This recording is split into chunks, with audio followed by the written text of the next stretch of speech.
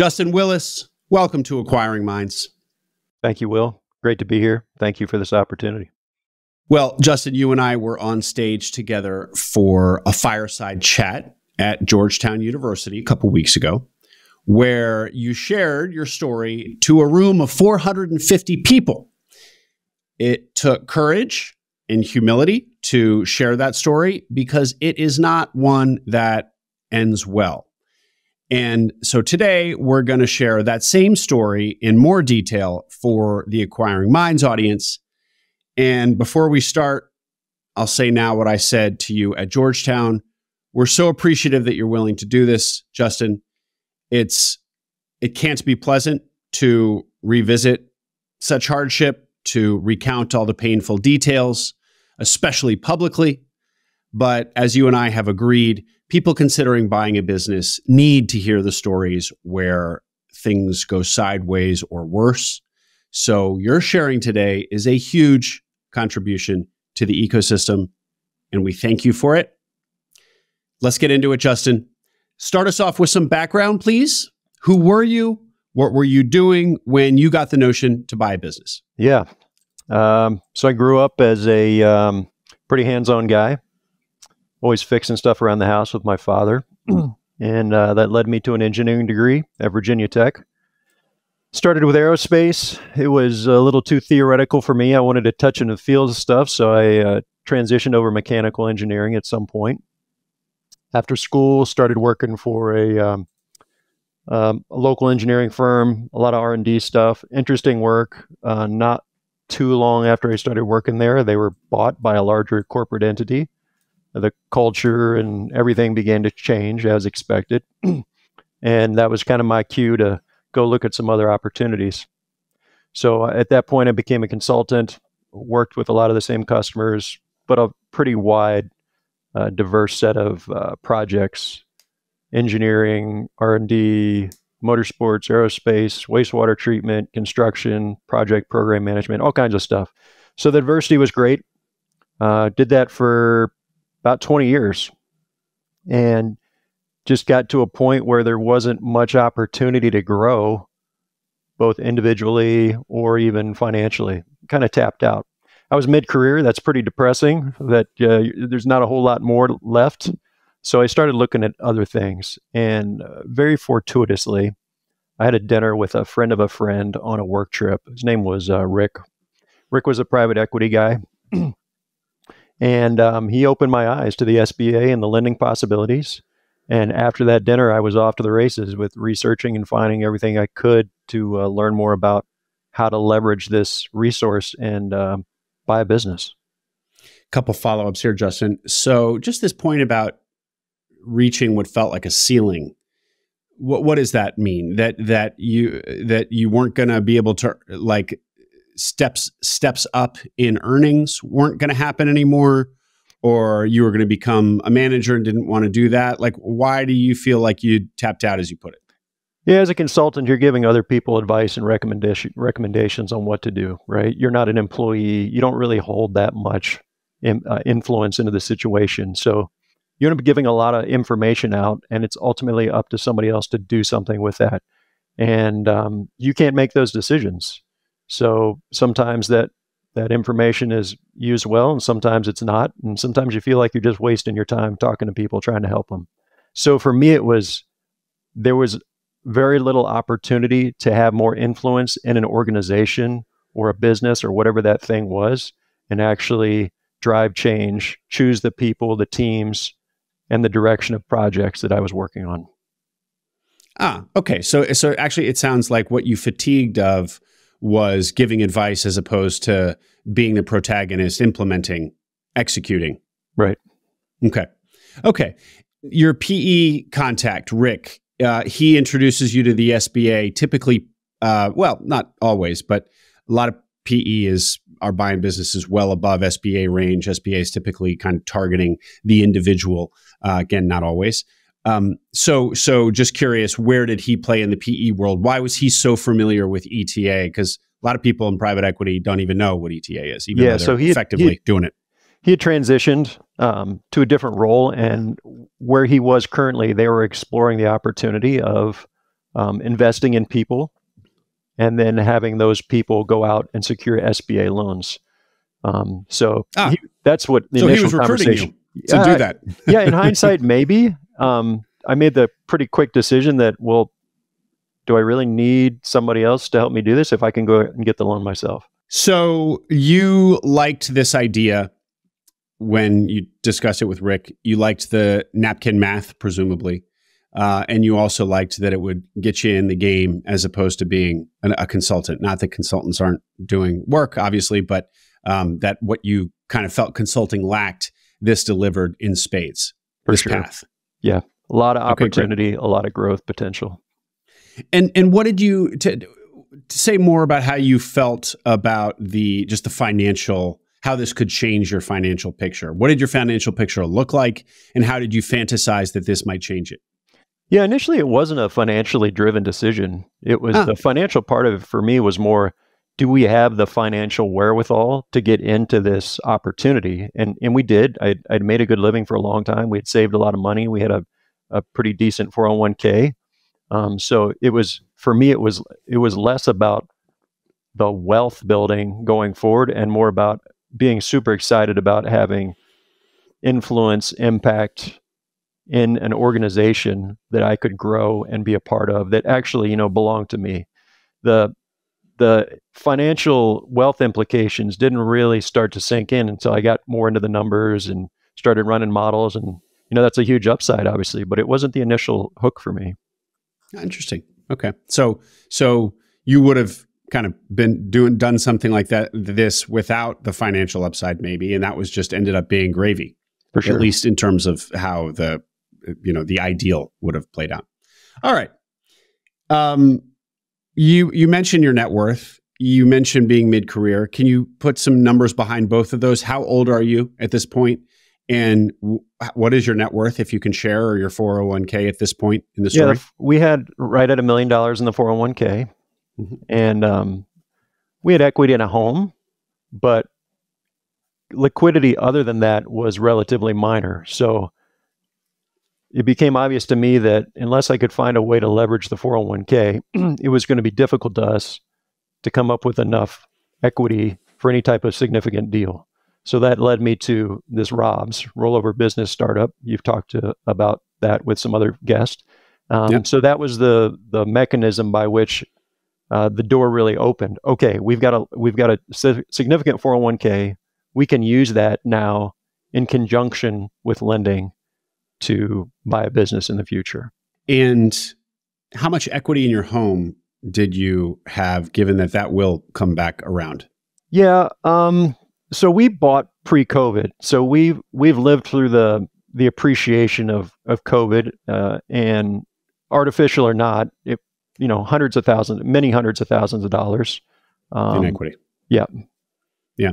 And just curious on the tactics here, did you consider a HELOC, taking that equity out of the home rather than out of your 401k to do this? Yeah, I did. At the time,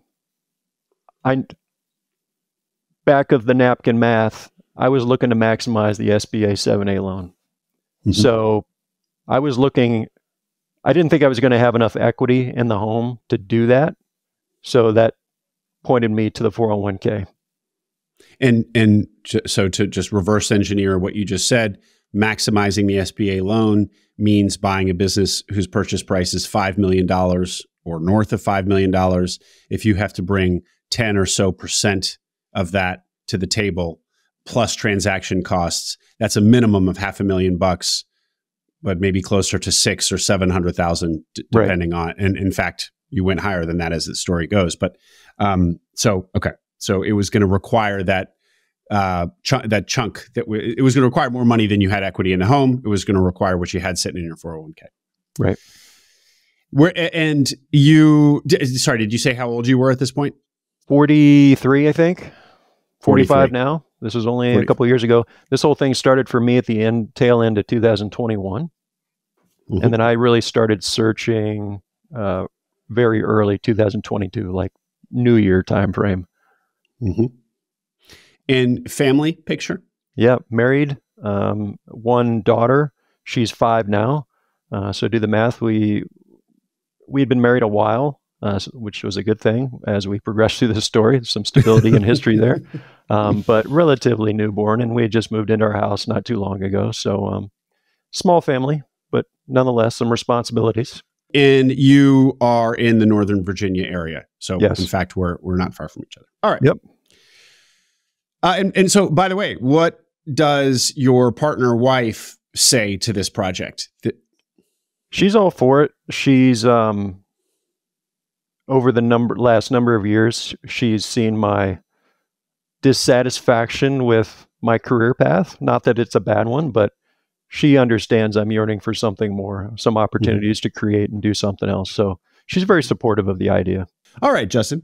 So tail end of 2021, you decide to do this. You get cracking early 2022. What does your search look like? We'd moved around a little bit, both individually and together. So we're pretty happy up here in Northern Virginia. We liked our house, so we started with a geographical search. We didn't really want to go too far. So that is the usual stuff. I started looking in the surrounding counties, 30-ish miles. And I was looking for something hands-on. Given my background, I like to touch and feel whatever it is that my project is. So that quickly refined the search. And then based on the budget, we had 3 things there. So, I started with all the usual resources, biz, buy, sell, and looking and talking and refine. Pretty quickly, you find out the things you don't want to buy.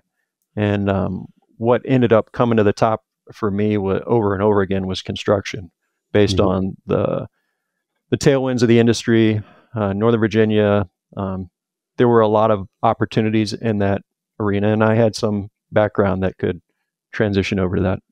Say more about the tailwinds. What are these tailwinds for construction? Yeah, so specifically to Northern Virginia and DC, there's a large stability of government funding here for a lot of things. But unlike other parts of the country, we don't see the same as severe cyclical ups and downs as other places. So construction here is booming, has been for a couple years, especially post-COVID. Some other contributing factors here besides the government itself are the data centers, which I think there's more here in Loudoun County than any place else in the world. And those are large projects requiring a lot of resources, a lot of subcontractors, and a lot of support. And so great. You just made the bullish case for construction in our geography. The bearish case for construction is just broadly is that it is cyclical.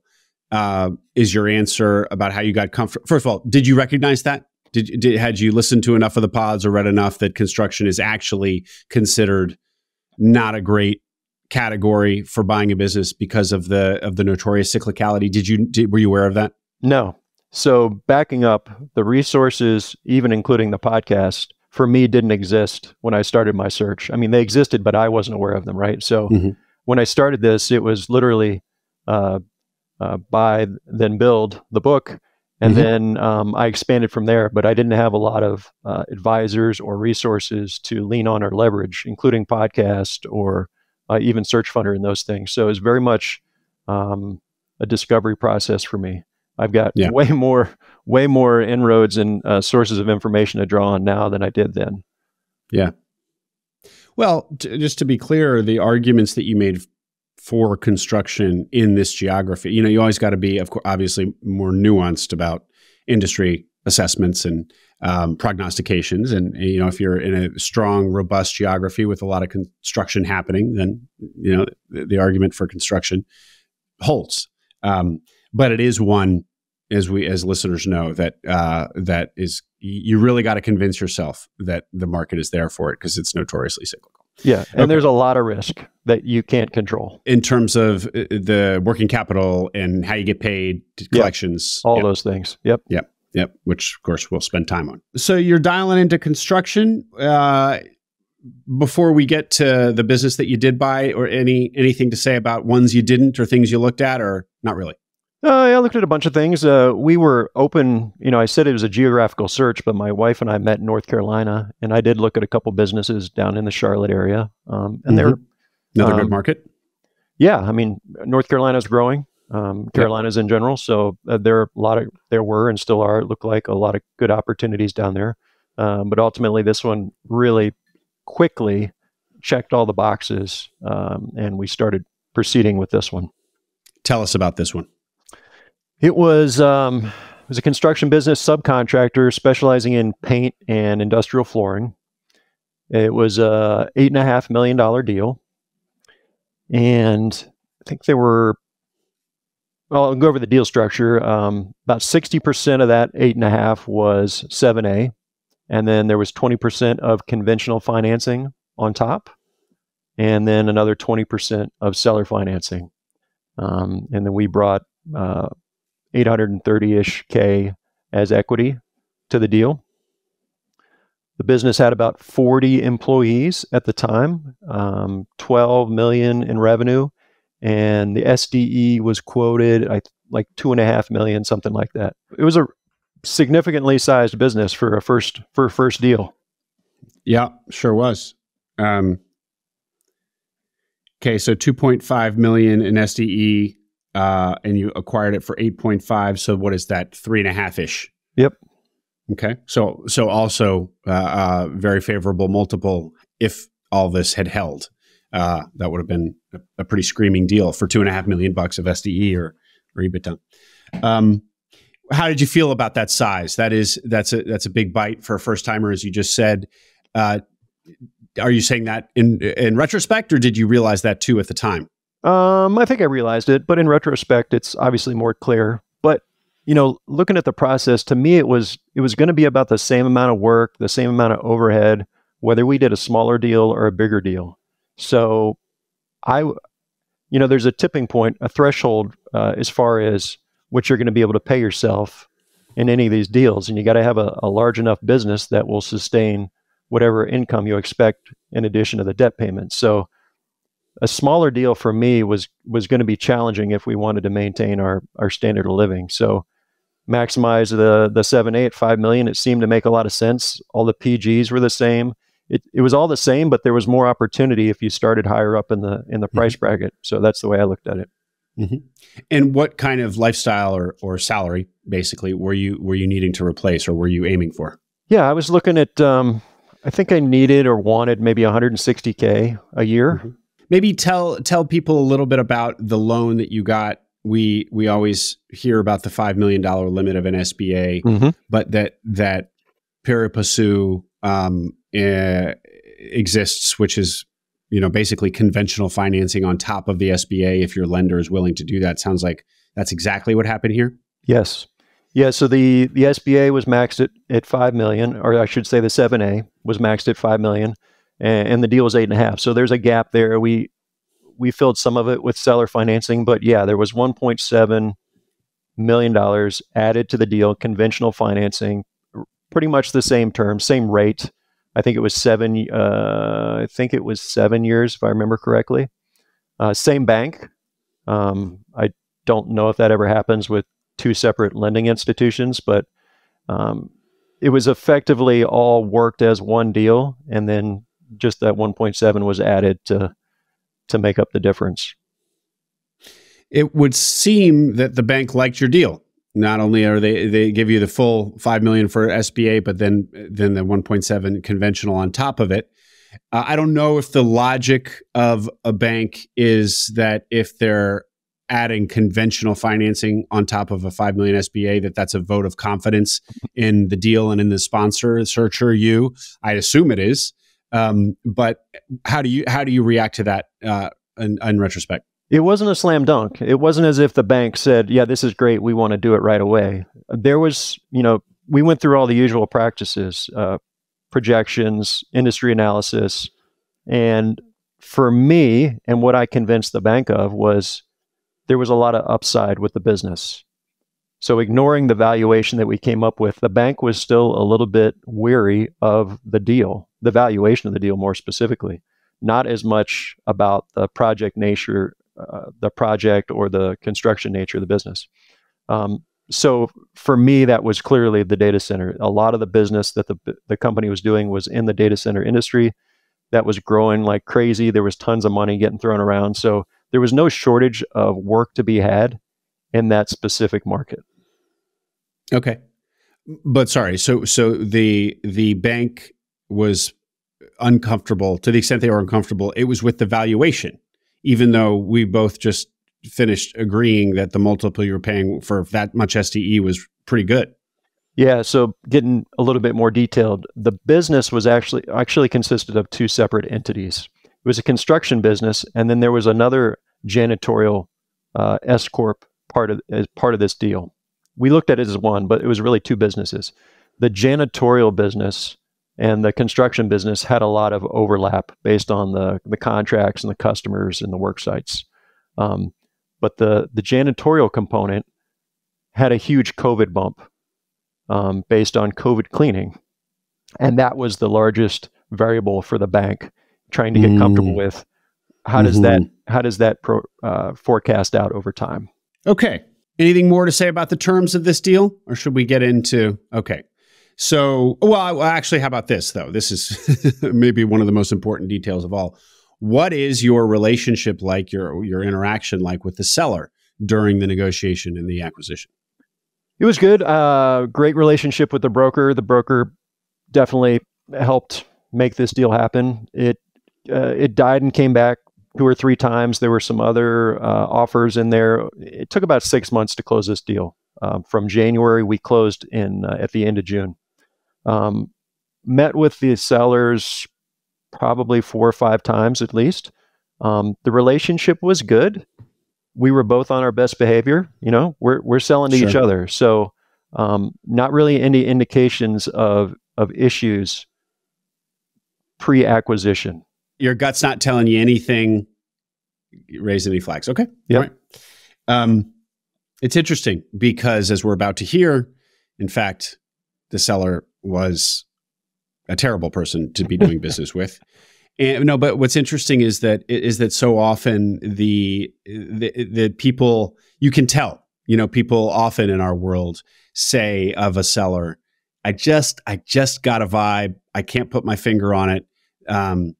So it's unfortunate that he was on such good behavior, obviously, because it's easy to look back and pick out little things that were indicators, but at the time there wasn't anything that stood out or was enough for me to come to that conclusion.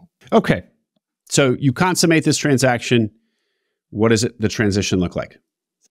Day one is starts off in a bad way. The seller's already blowing up at me over the phone. There's a mix-up about the schedule when we're going to introduce everybody to the deal when I'm coming into the office, and the mix-up's not on my end. And so immediately there's some friction there that the seller wants more influence and control over the way this happens. I get that, but it's not well coordinated. So we get off to on a bad foot right away.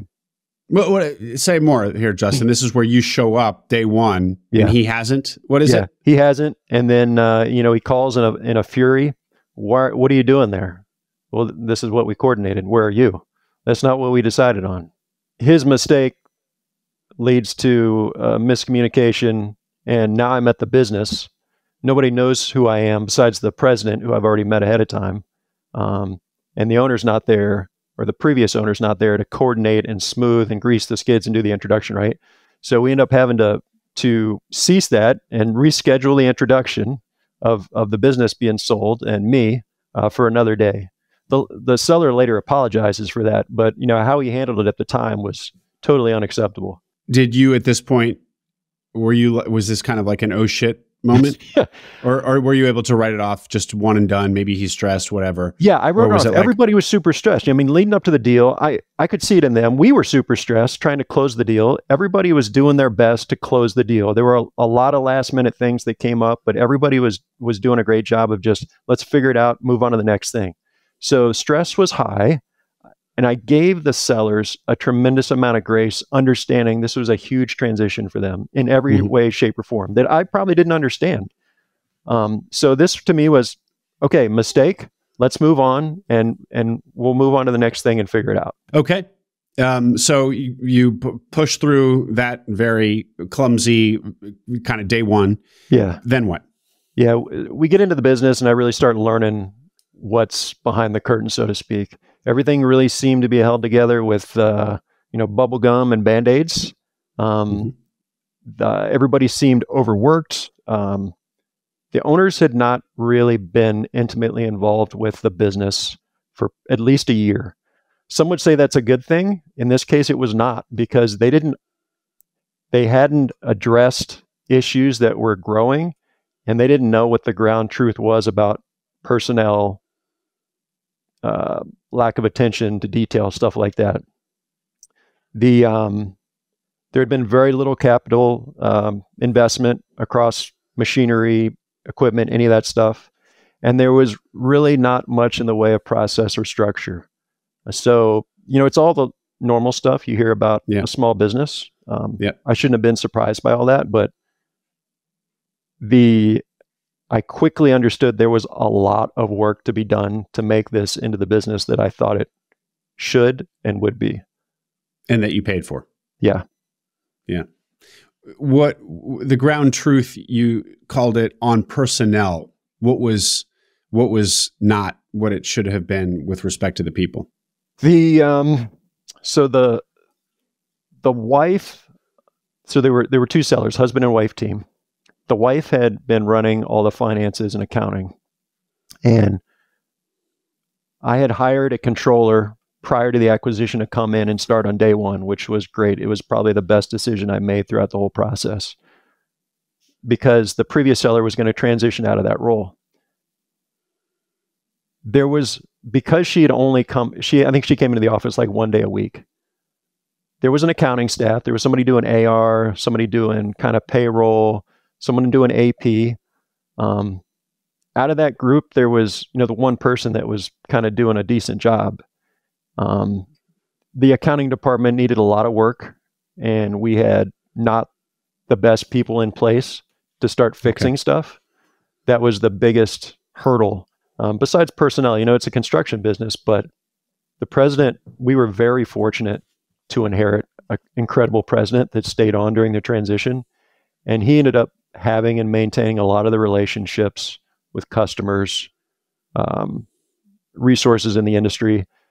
Had it not been for him, it would have been a very difficult transition even at that point in time. And certainly one of the appeals of the business must have been the presence of a president. So you were going to be able to come in and kind of, in theory, start working on the business rather than in it, or sooner than later, since there was somebody who was already the executive running things, keeping the trains running on time, this president. Yeah. What I didn't realize is that president was super saturated with trying to pick up all the balls falling off the table that the previous owners weren't taking care of themselves. Okay. What else do you find? So as we start, how's the revenue? How's the quality of revenue in this, the claimed revenue, and more importantly, maybe claimed SDE?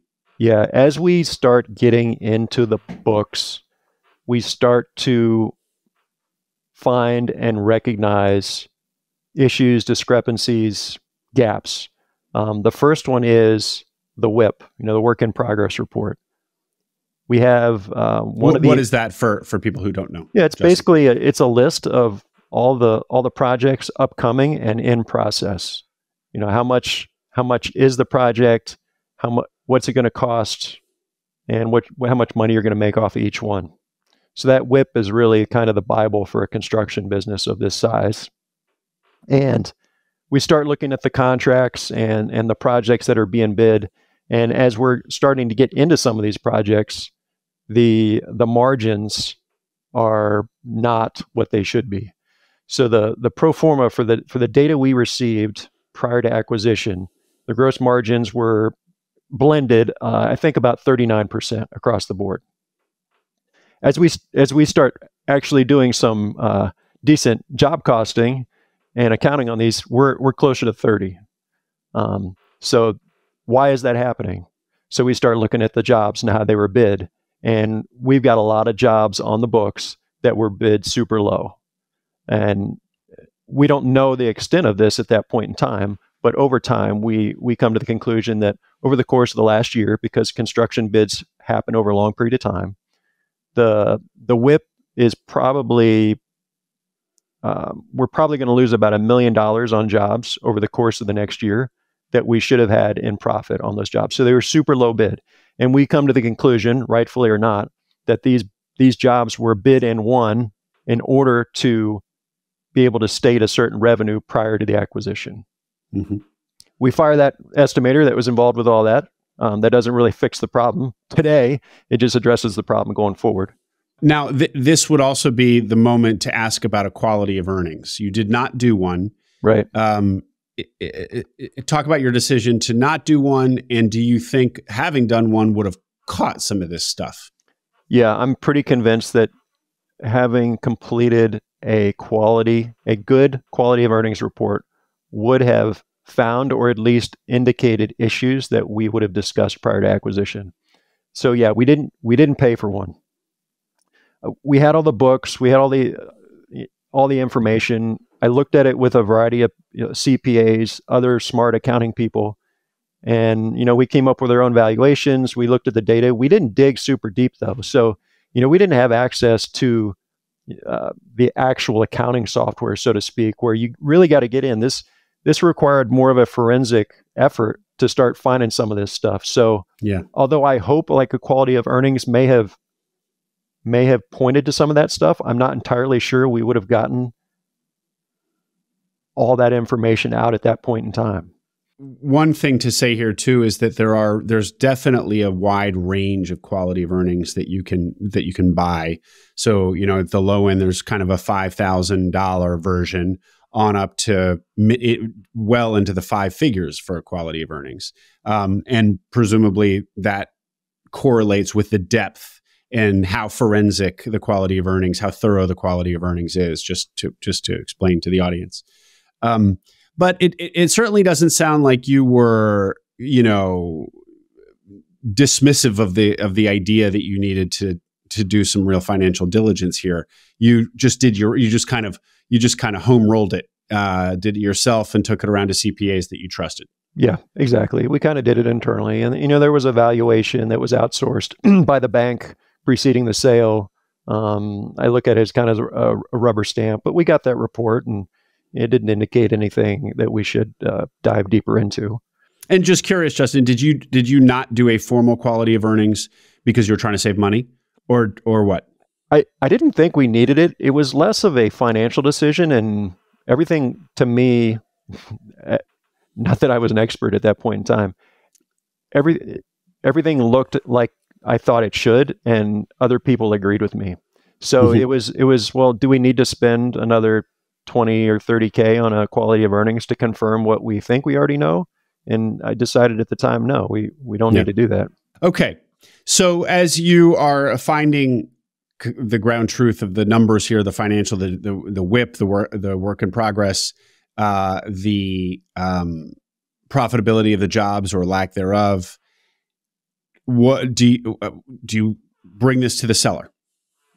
So, no. Right now we're information gathering, and pretty soon after the sale, the relationship with the seller began to deteriorate to the point where I felt like they knew there were skeletons in the closet, and they probably weren't going to be forthcoming with helping me find them. Kind of tying into the whole accounting thing, not long after the sale, this was probably a month in, the sellers both came to my office. My wife was there and said, "Hey, we'd like to sit down and have a talk." Absolutely, come on in. And they proceeded to ask if I would terminate a specific employee. Now, this employee worked in the accounting department, and up to this point, I had no reason to even consider terminating this woman. She was doing great work. They said, "Well, we want you to terminate this person. We promised some other employees that we were going to get rid of her before we sold the company, but we couldn't do it because of the transition. It wouldn't have been a good idea. I'm sure you understand that, but now we need to go ahead and fire this person."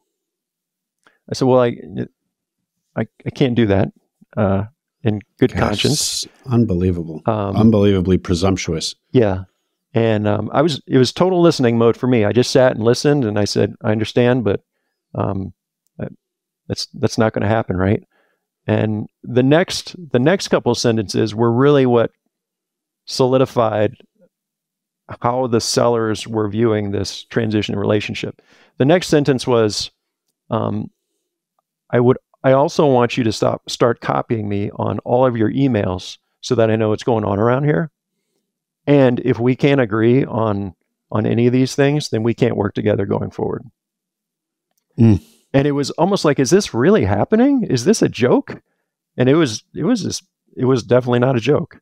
So I didn't say much at the time. I just kind of concluded the conversation, and we went our separate ways. But after that, we didn't really have much of a working relationship. And coincidentally, that employee that the sellers wanted us to terminate at the time had background dirt on the accounting department. She was shown and told to actually remove jobs from the WIP that were not profitable or losers, so that the margins would look better and that WIP would look better when they shopped it out to the surety and the banks and all these other people. So that to me indicated that there may have been some personality things going on internally with that employee. I never saw any of that, but there was probably an ulterior motive for wanting to get rid of that person. Coincidentally, that employee was still around as one of the best workers, and the rest of the accounting department had been either left or let go. So I feel pretty good about the choice I made at the time, and others agreed with me. How did you interpret the fact that this seller and his wife, or the sellers, everything their behavior had been sound up until that day one? But you can explain that to yourself by, well, everyone's just under a lot of stress, deal closing stress.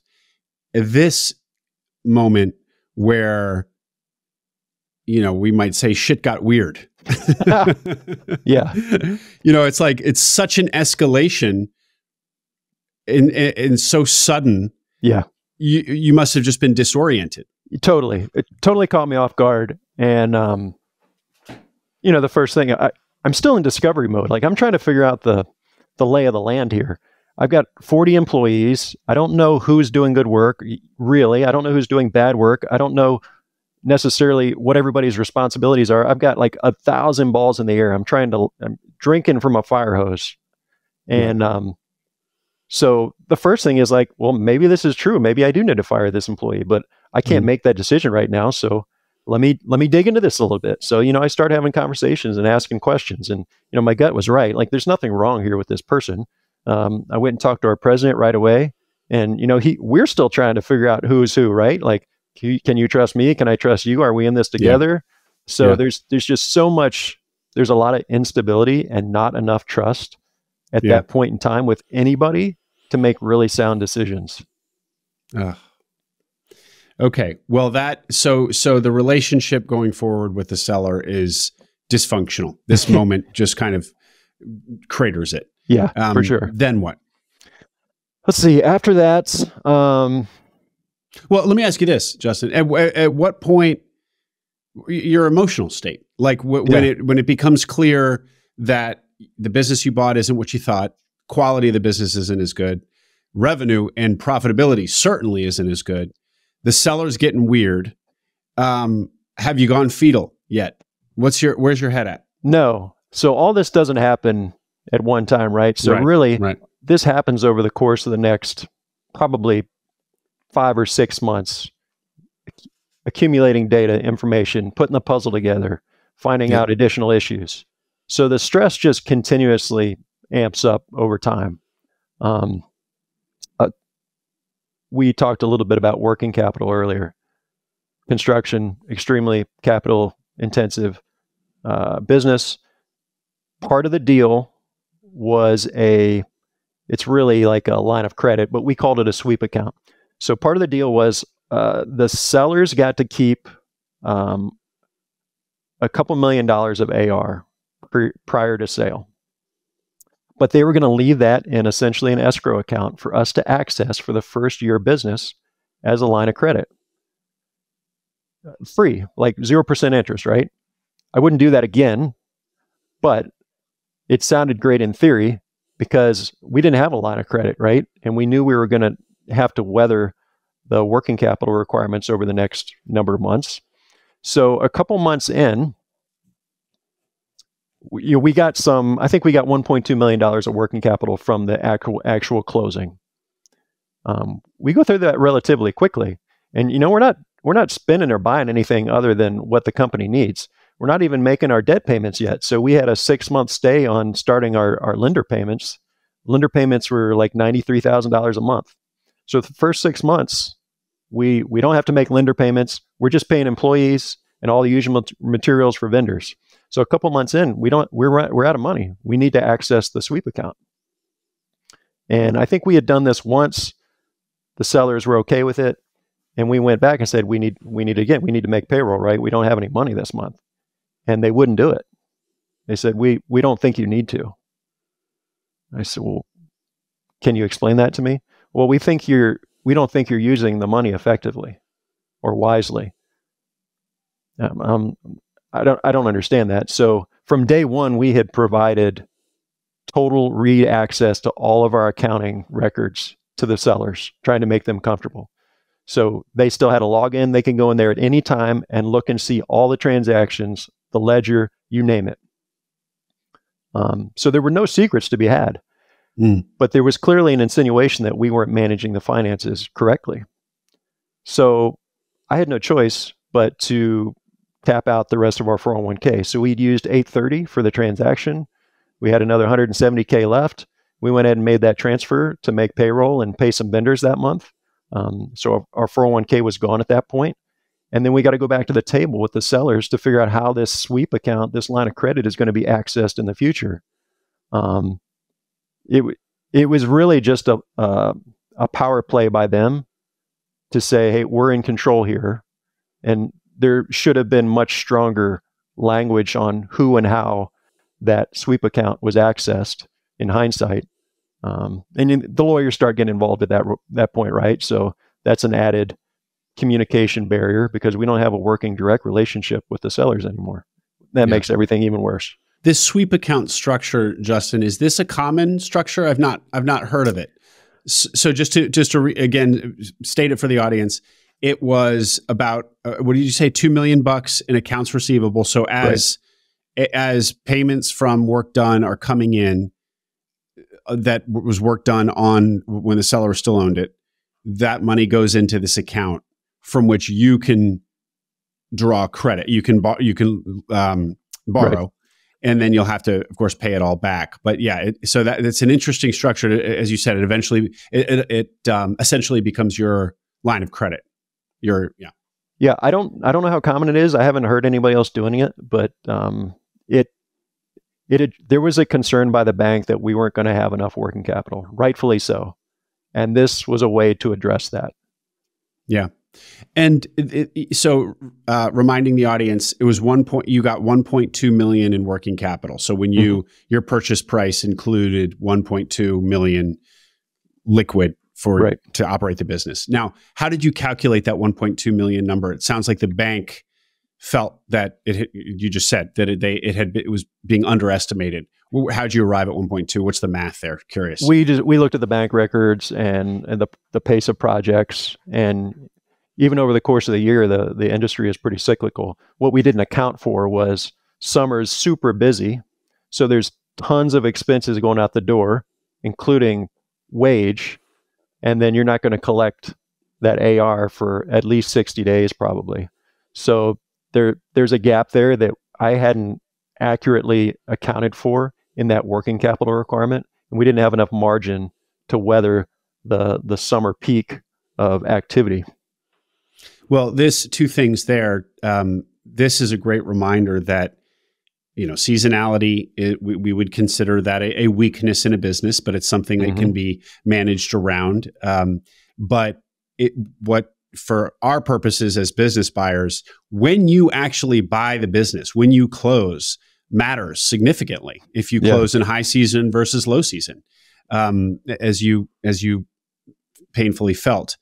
First point. Second point, talk to us now about collections and how hard they are and how important it is to be aware of it. Yeah, I think when aging AR was probably 80 some days when we got the business. We had whittled it down to closer to 60 over the course of the first year. But, some customers are a lot better than others about paying out. And in general, in commercial construction, most of these contracts are 60 days if you're lucky. So assuming your vendors and we were paying our employees, I think every 2 weeks at the time, maybe every week, I forget. Subcontractors as well. We had a large contingent of those. So all those funds were going out. All our vendors' accounts were 30 days. So there's a negative cash flow there on the cash collection cycle. I was able to close that gap over time, but you're still waiting 60 days to get paid, and that adds up over 20 or 30 customers pretty quickly. Yeah. And that dynamic, was that something that you didn't understand or you did know, but it's kind of like you didn't really truly feel until it was your P&L to be responsible for? Yeah, I did not thoroughly appreciate it prior to acquisition. Yeah. And then finally, taking your last penny, your last 170 out of your 401k just to make payroll, knowing that payroll is going to come right back up again in 2 weeks. Right. What did I don't know. Is that what you said? You pay your people every 2 weeks? Yeah, I think it was, 2 weeks at the time. So how did that feel? Was that fetal? Or were you just kind of in survival mode, kind of sort of thing? Yeah, it was very much survival mode and just problem solving each new thing that came down. So every time something reared its head, I viewed it as, okay, this is another challenge. After we fix this, then we can start moving ahead.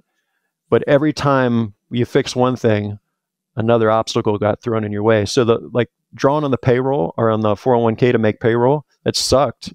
But I looked at it as a temporary pain. Okay, we're going to get this back in the long term. I'll do whatever I need to right now to make the business to live as it needs to. And then we'll figure out how this all washes out in time. Yeah. Got to say, Justin, I mean, you just explained why you were kind of getting comfortable doing this stuff, but still, people of a shakier disposition might be panicking. And now, having heard your story a couple of times, you seem pretty even-keeled in the face of all this adversity. You just explained kind of intellectually why you were able to kind of the logic behind all these decisions, and that there was strong logic there. But still, I mean, clearly this is not going in the right direction. You've put everything in. So again, I think a more delicate person would have panicked a long time ago. There isn't a moment of panic in your story, is there? I have my times. Oh, you do? We just haven't gotten to them. Yeah, but I mean, my panic is much more internal. So I'm pretty introverted by nature. I deal with a lot of this on my own.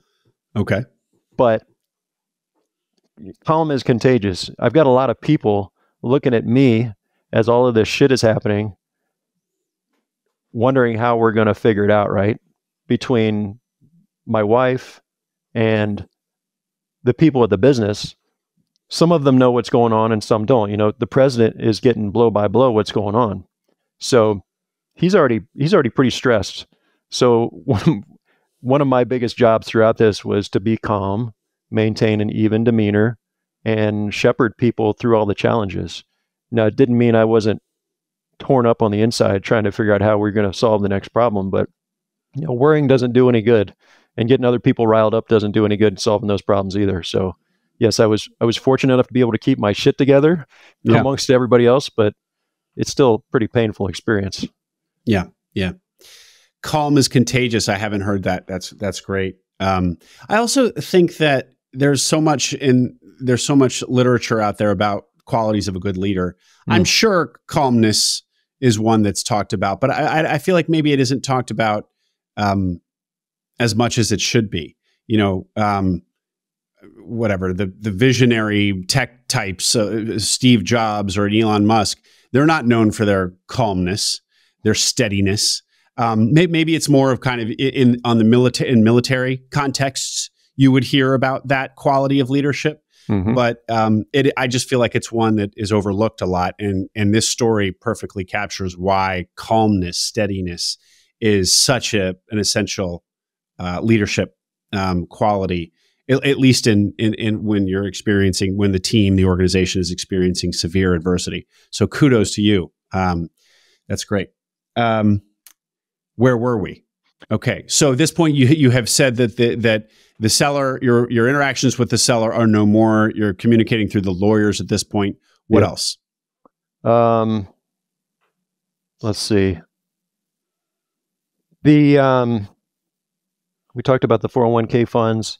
This at some point in the fall, the seller directly calls our lender and tells them we're running the business into the ground. Wow. Like how do they even? Well, I guess during the transaction, they've had access to the lender. Yeah. Okay. Yeah. So I get a call from the lender on a Friday afternoon, like, hey, how are things? Like, things are fine. How are you? And so eventually it comes like, well, I just got an odd call. Well, tell me about that call. So there, at this point, it changes from a founder who has his feelings hurt that he's not being involved with things to now a more active pursuit of trying to undermine our success in the business.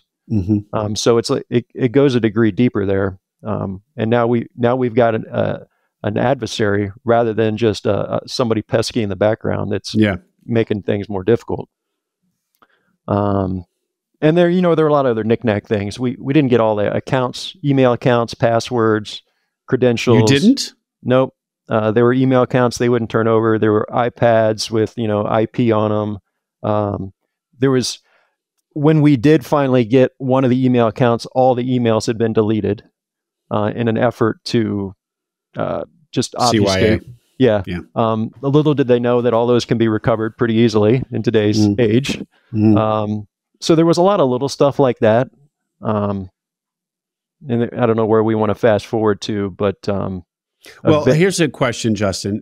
As you're now experiencing this seller's personality, this seller that's become a saboteur, really, of your efforts, what are you hearing from the employees? Is everyone like, oh yeah, he was a nightmare, or is there a schism where there are the faithful to him and then the faithful to you, or what's that looking like? What are how's the team's kind of dynamic? Yeah, it's certainly a tale of two cities. I think many saw him for who he was and had very negative experiences and stories to tell. Employees, vendors, customers. I spent a lot of time massaging relationships after the fact. And I remember calling people that had been treated poorly by him. Yeah. I remember calling up one of our GCs. I said, hey, I understand we used to do business together. Can we schedule a lunch? And they said, well, don't bring so-and-so. I'm happy to meet with you. So there was a lot of that. And then there was the other side of the coin that had drank the Kool-Aid, we always used to say. And they thought he walked on water and could do no wrong. They didn't see who he really was. So trying to navigate those two pools of people, depending on how valuable they were to the business, was challenging at times. Was he charismatic? Why did some people think he walked on water? Yeah, he was a salesman, right? So he was able to project a very positive front. Somebody who was important and knowledgeable and had done all these great things in the past, and people really subscribed to that, the things that came out of his mouth over time. And just those who were loyal to him, did you find that you needed to kind of do a purge? Yeah. We started parting ways with people. Accounting was part of that. The estimators were part of that. It was a husband and wife estimator team who were both pretty poor at their job anyway. So trying to figure out who was loyal to the previous ownership was relatively easy to do. And then we had to part ways because not only was all this stuff happening, but there were also information was also leaking to the previous owners on stuff that was happening. So there were multiple fronts here. I was trying to stick my fingers in all these holes in the dike while keep the business running at the same time. Moles. You had moles in the organization. All of the above. Well, and it's so unfortunate that those who were loyal to him were the very people who controlled the kind of financial picture, the estimators and the accounting folks. I mean, these are the people who we got to be careful of making accusations, but cook the books. I'm using that very, very lightly, but are able to manipulate the financial picture of the business. The estimators and the books people together can paint a picture of financial performance that isn't true. Right. Okay. Am I jumping ahead by bringing up the confession of judgment, which is kind of so let's back up and set the stage for that and why it happened. Yeah. So let's say March timeframe. So that we mentioned the seller financing part of the deal, $1.7 million. The payments on that promissory note to the sellers were contingent upon meeting a 1.5 debt to service coverage ratio. That was stipulated by the bank. It's in the paperwork. So the first of the year comes around. We don't have our numbers closed out for 2022. So we went ahead and we make 2 seller's notes payments for January and February because things are already shitty and I don't want to make them any worse, right? Mm-hmm. So we pay them the first 2 months. By March, we've cleaned up enough of the books to figure out what our numbers are, and we haven't met the ratio. We're not at 1.5. So we communicate this with the bank. We communicate this with the seller. Say, we're not there. We're not obligated to make any payments. We're not planning to make any payments. And by the way, we don't have any money anyway. We need every penny we can scavenge for working capital. And they're not happy. The sellers aren't happy with that. They said, well, basically, we still want our payments. We don't really care if you're meeting the ratio or not. The bank goes so far as to send them a letter, says, we're not allowing them to make any payments. Shortly after that, there is a legal complaint made with the court by the sellers that we are defaulting on the promissory note. So now, again, lawyers added to the equation. So there, at that point, there was a threat of a garnishment or a confession of judgment. A confession of judgment was a tool, an implement, a legal implement attached to the promissory note. So that confession of judgment says, if we don't make payments, the seller can take that piece of paper, which says confession of judgment on it, down to the courthouse, to the clerk, and tell them that we haven't made payments, and the clerk can then garnish our accounts to collect those funds. So in March, we said, with the back and forth, we just went ahead and made another payment. Said, we're going to make another payment now, and then we're going to work this out with the lawyers. And then that's going to be the end of this. We're not going to do this anymore. So March comes and goes. We think it's all done. We're still not profitable enough to make any seller's notes payments. We're actually, in fact, working with the bank to skip a couple months of payments based on where we are financially. Skip payments to the bank. Yes. So we've coordinated with them. We said, this is the situation. Yep. We need a little relief here. They were very kind enough to recognize that would be a good thing. And then so that was March. In June's the 1 year true up. So that's where that sweep account line of credit comes back into play. We had gathered so much dirt, so to speak, at that point. We said, we're not paying you this. I think it was $2 million. We said, here's, I think we paid like $830. And then we had a spreadsheet with all the other stuff. There were IRS audits. We had to move offices, and the electricity was not being paid for at the previous office, so we didn't get the security deposit back. The WIP. There were all these things that added up to quite a bit of money. So at the 1 year true up, they said, well, we don't agree with that, but we're willing to make you an offer. So at the 1 year true up, they said, we're willing to settle on the delta. I think it was $1.2 million of true up.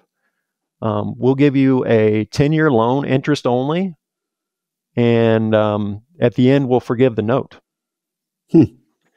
So the numbers worked out pretty well. I said, okay, done deal. We can put all this behind us and start moving forward. 2 weeks later, they rescind the offer, and things start going really poorly at that point. The previous owner begins to solicit employees, including our president, and starts working with nearby competitors. So now we've got all this other crap in addition to violations of the non-compete, non-solicitation agreements. So like worse, keeps getting worse, right? In September is the infamous confession of judgment that you bring up. So September, I think it was August 30th, September 1st, it was a Friday, I get a call from our bank. Hey, we just got a letter from the court that says all of your accounts are garnished. Okay, why? Well, that's what we're asking. That's what we're calling you about. So the sellers had used that confession of judgment and gone down to the courthouse and given the clerk the notification.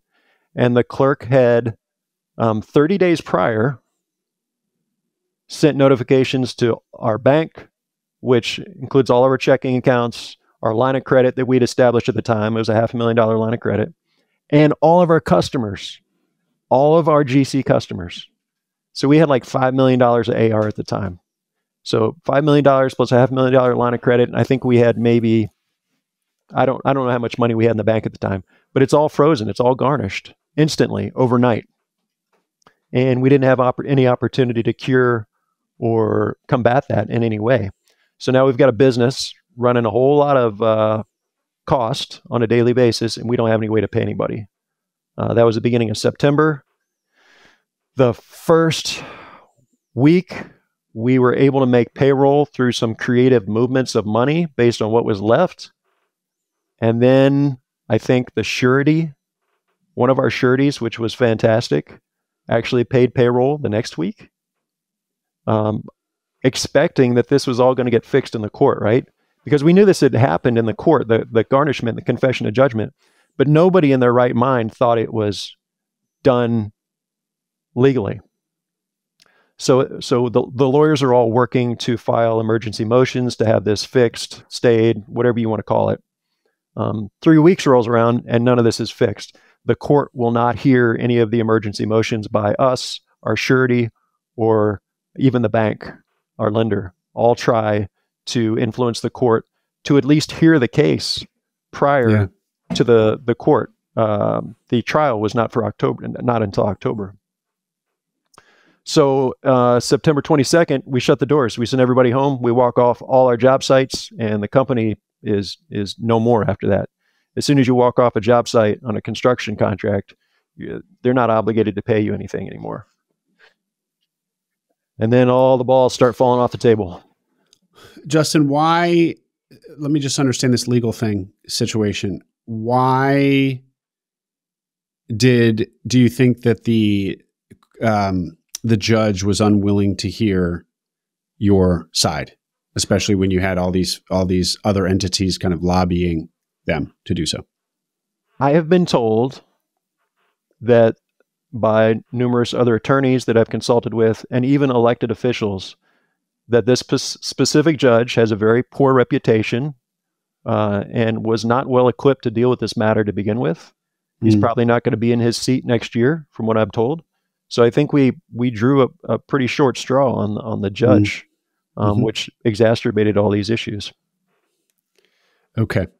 And then a bigger question, this confession of judgment thing, how does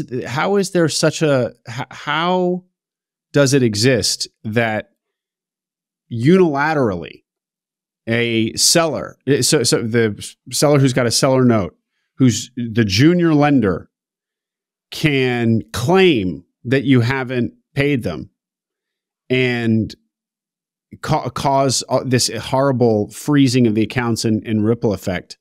Why are there no ways to protect against precisely what happened? Yeah, so it's not supposed to happen, which you obviously noted. The clerk only knows that piece of paper at the courthouse.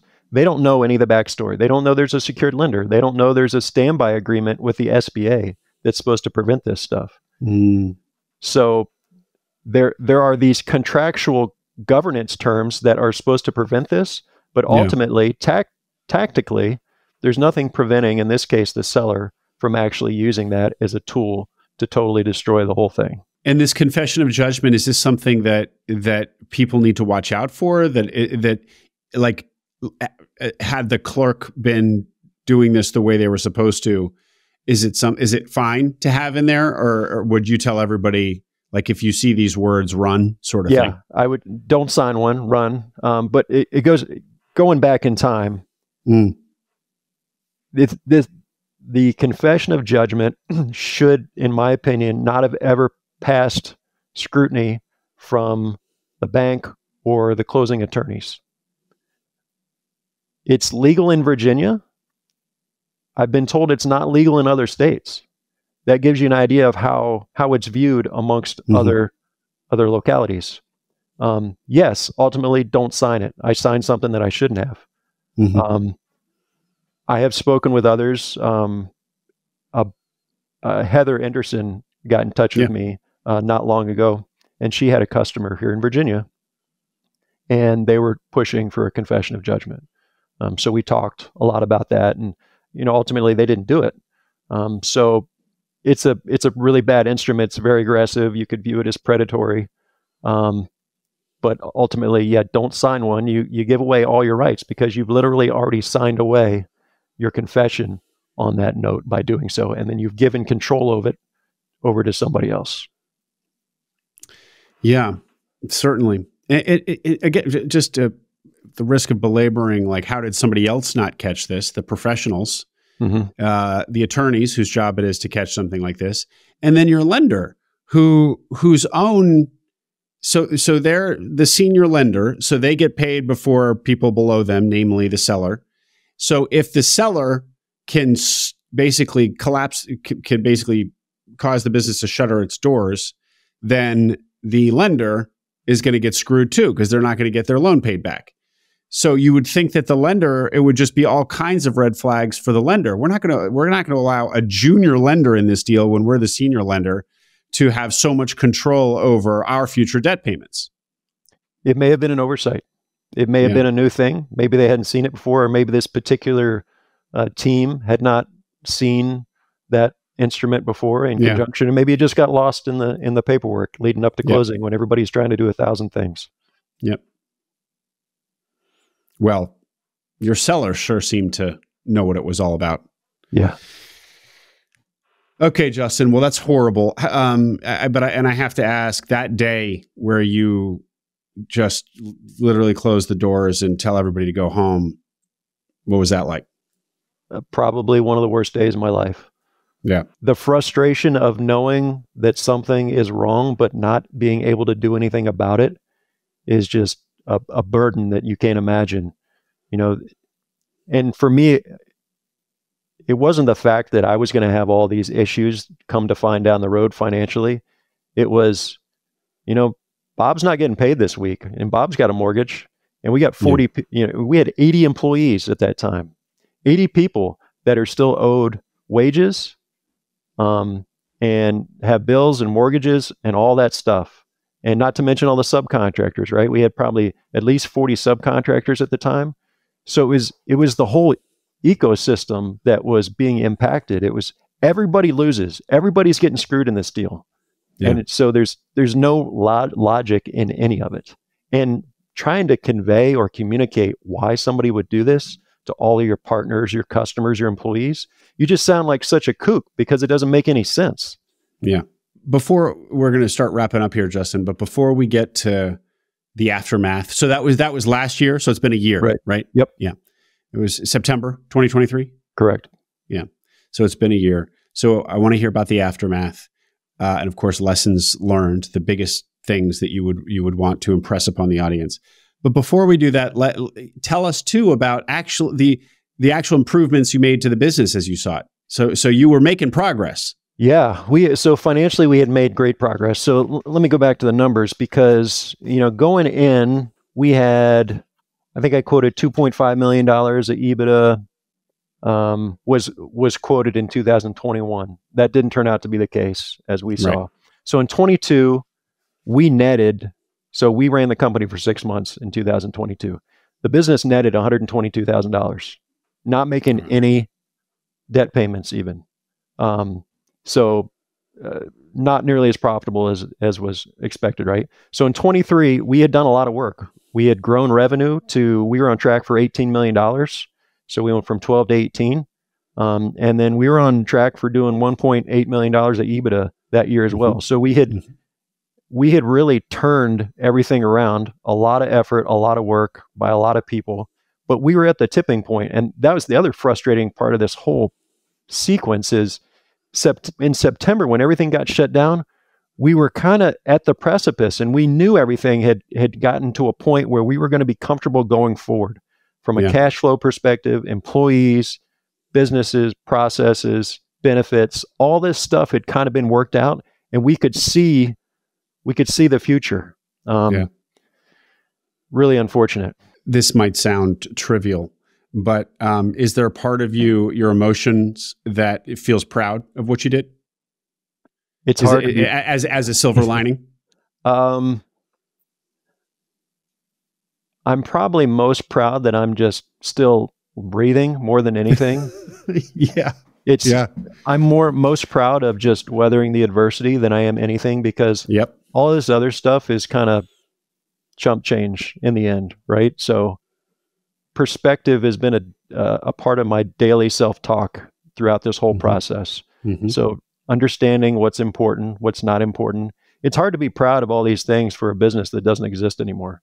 It just doesn't matter. So, I mean, pride doesn't get you anything in this world. What do you tell yourself to keep perspective? We're healthy. Those hard moments. Yeah. I mean, I've listened to some of your other guests who've arguably had tougher times, different challenges, sick spouses, sick children. We have numerous times said we're healthy. Thank God we're healthy. We've got a healthy girl. She goes to school. We have a roof over our head. Things could be a lot worse. I'm not saying things aren't difficult, but things could be much worse than they are. And I'm happy to have those things that we do have. Wonderful perspective, Justin.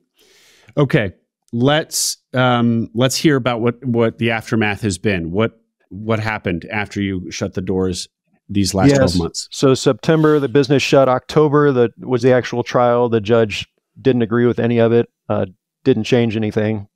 In December, the bank... Oh, sorry, Justin. So to be clear, when you do a confession of judgment, that triggers then a trial. Your wages are garnished until that's reversed at the trial, if it's reversed. Yep. So it also triggered a trial, but the trial didn't go your way because same judge. Exactly. Yep, okay. Same judge. No way around that, apparently, unless we drew a different straw. So the judge, listened to everybody and said, no, I don't think so. A quote that somebody told me, who was one of our employees, said, there's a couple different types of lawyers. Some of them say they know the law, but it's more important that your lawyer knows the judge. So I couldn't help but wonder what's going on in the background that I don't even know about, because it all seemed like such a show to me at the trial. The argument seemed compelling, but it didn't matter. Yeah, but actually a little bit more on that, Justin. Like when you saw the other side, so you're looking across the courtroom at your adversary here, at your seller and his... No, he didn't show up. So just the attorneys. Yeah, too cowardly to show up in person. Just the attorneys. But could you see any force to the arguments they were making that to help you empathize with the fact that with the judge who chose in their favor? Was there there must have been something where it's like, oh, they are making this sound like I'm the bad guy here. No, it was all technical jargon for the most part. It was precedent and verbiage in the complaints. And there was no context of all this other stuff that had happened. And it was only about the confession of judgment, this paper, what allowed them to do that. And so all the other stuff didn't get discussed. I see. Okay. All right. So that's October. In December, the bank sells off all the assets of the business. There wasn't much. I think there was maybe $500,000 of equipment. And, at the time, I spent a couple weeks going around to job sites and even people's houses collecting equipment and tools for the bank in a box truck. I had some help from some of the employees stuck around for a little while and helped me. Thank you very much. But after that, it was me literally showing up and with a box truck, throwing shit in the back so the bank would have as much as possible. So they auctioned everything off in December. That's a dent. $500,000 is a dent when you're talking about $5 or $6 million on the loans. Yeah. And then in, I guess it was July, we get a foreclosure notice from the bank. And this was not that I knew that wasn't going to be a possibility, but the bank had not communicated that to me. So the bank filed that paperwork in March, and then we get a piece of paper in the mail in July that says your house is being foreclosed on and auctioned in September. Okay, great, thanks, appreciate the heads up. So now I'm in emergency mode, trying to figure out how to retain the home. We're still working out a deal with the bank to try to do that. But they had a second deed. You're speaking currently, like as of right now, September 18th, 2024. Exactly. Mm-hmm. Yep. So we think we have a deal, but there's nothing in paper. I don't trust anybody to do anything at this point. So there's still a lot of ramifications to trying to retain our house. The bank has a second deed. Bankruptcy may or may not be part of our future based on all the personal guarantees. So there's still a lot of very complex and interwoven aspects to all this to see if and how we can salvage anything, including the home at this point. So you're really still in the thick of it. I mean, kind of knowing whether or not you're going to lose your house is one of the biggest questions of all, and also have to go through bankruptcy. Yeah, it's an unsettling daily presence. I spend quite a bit of time still talking to creditors and attorneys and the bank and a lot of people on a regular basis, both trying to gain information and knowledge and figure out what our options are, but also just massage the situation the best I can. So it's in no way, shape, or form is this over for us. There's still a lot of things to work out over the next probably 6 months to a year. And what about your own ability to put food on the table? Yeah, that has been an issue, thankfully. My wife went back to, she was a dental hygienist. She had come into the business as well to work when we acquired it, which was actually a blessing. Working with her turned out to be a pretty positive experience, despite some concerns we had. So she went back to work getting a normal job. I went back to consulting with previous customers and clients. And so putting food on the table is the easy part, right? We have what we need on a regular basis, but trying to figure out the long-term implications of that are a little bit more complicated.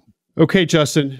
Well, it's an excruciating tale. Let me ask you a last question kind of on the emotional piece, the darker emotions here.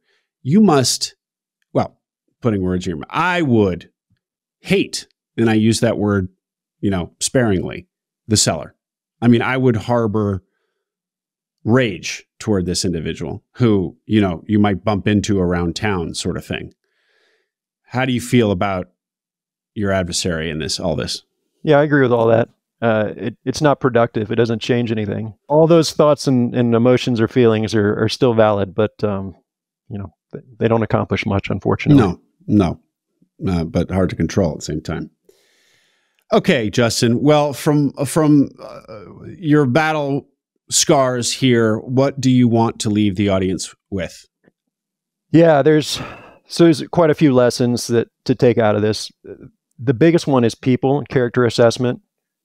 Trust, integrity, character are still paramount when in a business relationship with anybody. The way I had previously viewed buying something from somebody is different now. When you buy a business from a person, you are doing business with that person, and they have a significant amount of influence, control, leverage over how that whole transaction is going to go, both during acquisition and afterwards. So character assessment is critical. I'm not sure I would have done anything different there, but word to the wise for others as they search. I would have gotten the seller out of the picture as soon as possible. I really thought they were going to be valuable and needed during the transition. That did not turn out to be the case. So think about that. And I've heard that from other folks getting into businesses. Never underestimate the motivation of somebody to sabotage your every effort. And no process or software package is going to fix or replace bad actors. So, all this really still boils down to people. The attorneys I had on the deal team were insufficient to deal with the complexity of all this from day one. So bad on me, but you don't necessarily know what somebody's limitations are until you get into a process. So having the right deal team and advisors is very important. And you got to do that early. You can't be reacting down the road once stuff like this happens. And so attorneys that know transactions, as opposed to attorneys that, in your case, maybe didn't have a lot of transaction experience. Yeah, and it's not just that. It's having attorneys that are willing to be proactive and assertive and aggressive on issues rather than constantly reacting to an opponent. And we were always on our back foot playing catch up, and that did not serve us well over time. Okay. Last on the people list is the partner you choose. In this case, it was my spouse, who's been incredibly supportive, who has probably dealt with this a lot better than I have most of the time. And that's been a critical piece. So whether that partner for you is a spouse or a business partner, it can really make the difference between success and failure, whether that's family-wise or business-wise. So again, be careful who you choose to do this with. I think we talked a lot about these other things already. Go bang through them just to reiterate. Yeah, confession of judgment, right? Don't sign one. The QV, yep. Lender, I would, if I was to do this again, I would probably consider or opt for a smaller bank who might have a little bit more interest in your success. So when you deal with a big bank, your failure is a small piece of their pie. But when you deal with a smaller bank, they have a more vested interest to make sure you're successful because their bottom line is going to be affected more significantly. And the bank that you dealt with is a big national brand people would recognize. Yeah. And they were like pre-closing, working with them, they were great, right? Very well-oiled machine for sure. I would have liked to have had more support from everybody throughout this, and the bank's on that list. Yeah. We talked about the QV, institutional line of credit. It took us probably 8 months to get a real line of credit after the sale. It would have been nice to have had that going in, if at all possible. Oh, I feel like I missed that. You got a line of credit that was not that sweep account thing that you had with the seller? Oh, okay. Yep. So we had to switch banks, referral, finally found a bank that was willing to give us a line of credit if we moved our money over there. That was a $500,000 line. $500,000. Yep. Oh yeah. Okay. I was garnished in the end, so it didn't matter. Yeah. Last couple things. Go ahead. Justin, I want to just circle back again on the seller and trusting the seller, because that is probably the biggest detail here. Although these other ones, they're all quite important, the ones you just rattled off here at the end. But now we all know, I mean, it's a cliche. I mean, it's on the 10 commandments of buying a business, right? Trust thy seller. We know this, and you knew it, and yet he was able to obfuscate his bad intentions or whatever, his bad character. You said at the top that there were, now reflecting back, there were a couple little things that you maybe were tells. What were those? And Yeah. And I guess bigger question is just like, push yourself to answer, how could you have diligenced his character better? Yeah. Ideally, being able to interact with or interview employees, vendors, and customers would have probably given me a lot of that information. Now, a lot of times that's not possible, right? But interviewing the people that had experience with him would have most likely highlighted some of his character flaws. He had some other weird things, like, he was deathly afraid of accountants and attorneys. And in hindsight, that's because they're data-driven professionals and they speak on information instead of rhetoric and lies. So if that was an indicator that I just didn't pick up on, like, okay, a lot of people don't like attorneys. I get that. Yeah. But he had this other weird thing where he'd never look anybody in the eye. When you were talking to him, he'd never look you in the eye. And I never knew what it was exactly. Maybe it's some physiological thing, but in hindsight, it's weird. And I don't know what that means. Riffing on your point about, you said it at Georgetown, where you had thought in the past about buying things very transactionally. So your analogy is, if I buy a used car from a sleazy car salesman, I'm okay that they're a sleazy car salesman as long as I'm not getting ripped off, because I'm going to drive my car off the lot and that'll be that. Right. But with a business, when you're buying from a seller, you are effectively partnering with this person, at least for a moment in time. So it's not, we call it the transaction, but it is not a transactional interaction. No. And my riff on that was, it's almost like, ask yourself about the seller. Imagine you met this seller and you both had a business idea that you liked. Would you do a 0 to 1 with this person? Mm-hmm. Do you trust this person that much that you'd start something from scratch? It's a proxy. It's not a perfect analogy.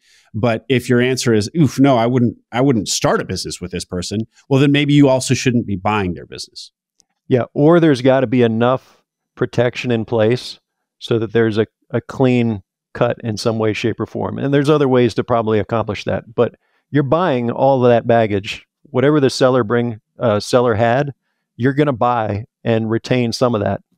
So if you're not comfortable with that or can't figure it out, it's something to consider. Yeah. Okay. Last thoughts.